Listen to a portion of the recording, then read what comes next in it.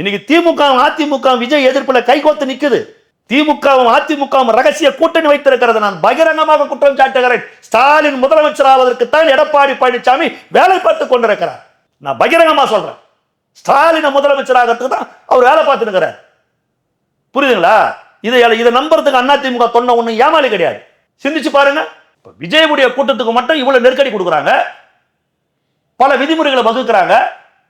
விஜய் கூட்டத்துக்கு மட்டும் விதிமுறைகளை வகுக்கிறாங்க. இத்தனை லட்சம் பேர் கூடக்கூடாது, 4000 பேர் தான் கூடணும், 5000 பேர் தான் கூடணும், 1008 சட்டத்திட்டம் போடுறாங்க. ஆனா இது எதுவும் அங்கீகரிக்கப்பட்ட கட்சிகளுக்கு இல்லைன்றாங்க. அங்கீகரிக்கப்பட்ட கட்சிகள்னா திமுக, அதிமுக, நாம் தமிழர், விடுதலை சிறுத்தை, பிஜேபி, காங்கிரஸ், இவங்கெல்லாம் அங்கீகரிக்கப்பட்ட கட்சிகள். அங்கீகாரம் பெறாத லட்சம் பேர் கூடுற கூட்டம் எது? பல லட்சம் பேர் கூடுறவன் தாவேக்காக தான் கூடுறான். அப்ப அது கூடக்கூடாதுன்னு நினைக்கிறாங்க. அப்ப தமிழக வெற்றி கழகத்தை மட்டுமே இவங்க கார்னர் பண்றாங்க, அதை மட்டுமே எதிர்க்கிறாங்க. ஒரு எதிர்கட்சி கேட்கலங்க நாட்டில்.